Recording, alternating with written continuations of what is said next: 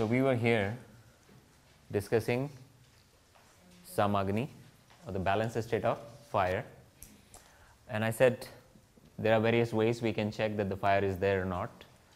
So to bring the fire in requires alignment of the structure. If the alignment of the structure is upright, that means the proper fire will take place and you're going to absorb the food properly. Otherwise, what's going to happen? Indigestion. Free radicals are going to get formed in the body, and those things are going to get deposited in the body, and then later on becomes diseases and disorders. So the idea is to have fire. So yesterday I went on discussing it with the hand. So you see it, if the lines are matching, that means you are properly aligned.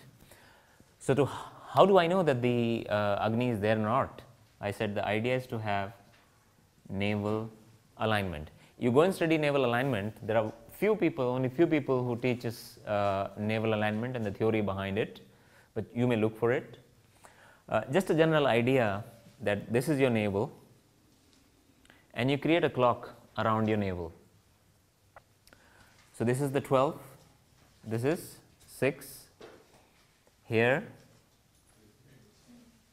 3, here 9, and that's how it is. But then there are other points. So 1, 2, 4, 5, 6, 7, 8, 9, 10, 11. So you lay down. So think of this as my belly and this is my navel, and these are the points around my navel. So you lay down comfortably on your back, relaxed with your bent knees. So you lay down upon your back with knees bent. Knees bent means the belly is relaxed. Then you put your finger into your navel and press it. When you press it into the navel, you are supposed to feel the pulsation at the center. So there is a pulsation and you are supposed to feel it at the center. And if the pulsation is missing at the center, that means the navel is misaligned. Sometimes there is a possibility that your fingers may say that is right. But what is further than that? You press it and you check it, is there a pulsation or not?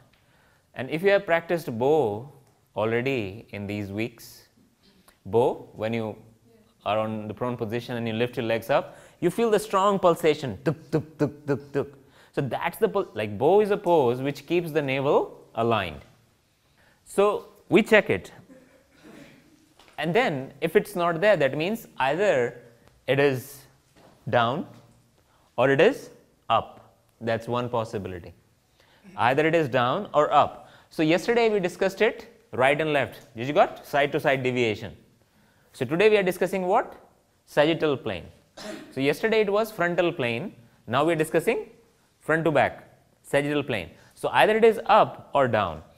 Now if you are a person who has constipation on a regular basis, your pulsation for sure is on the higher side. If there is a person who is regularly experiencing constipation, that means for sure the pulsation is towards 12. If you are a person having diarrhea in the moment, that means the pulsation is this side. And as soon as you bring the balance, constipation is over, diarrhea is over. Then some of the people, they have the experience, so they will they will make you lay down with the knees bent, and they will see a navel.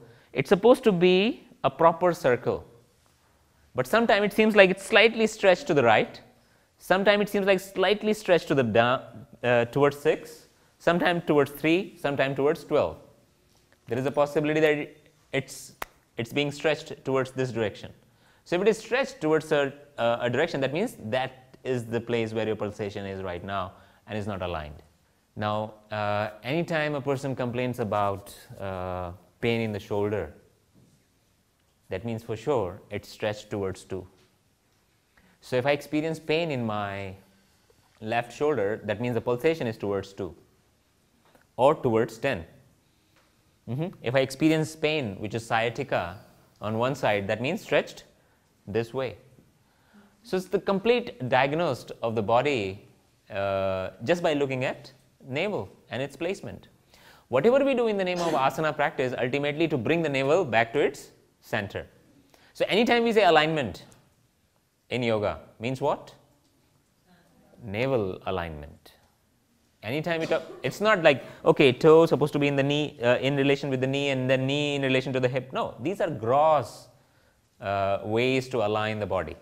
So, ultimately the final alignment is the alignment of navel, because once the navel is aligned, Agni is balanced, fire is balanced. Now, in male, not in female figure, like one of the way they check, they take a thread and they make the person lay down on the belly, sorry, not on the back, and then they have a thread, and with the thread they check navel and then the distance to the nipple. This is practiced only with the male. So, a thread from navel to the nipple, and then the second nipple is supposed to have the same distance. Sometimes what happens? One is far in comparison to the other. So, there are many practices, like one of the practices which is very powerful, they are going to have a utensil, a copper utensil like a mug, and then they fill half water and then a towel which is dipped in water, and then they place upside down over the navel, and then quickly they remove the towel, and it creates vacuum straight away. If you quickly remove the towel underneath the utensil, it gets stuck to the navel, and it pulls your navel inside it because of the vacuum created, and it brings everything back to the center. So, there are various practices, like yesterday when I was pressing the leg and I was stretching the quad, again the idea is to bring the navel back. As soon as the navel comes back, everything is aligned. So, there are many things. So, whatever we do in the name of asana practice, the idea is to gain symmetry, the idea is to gain alignment of navel.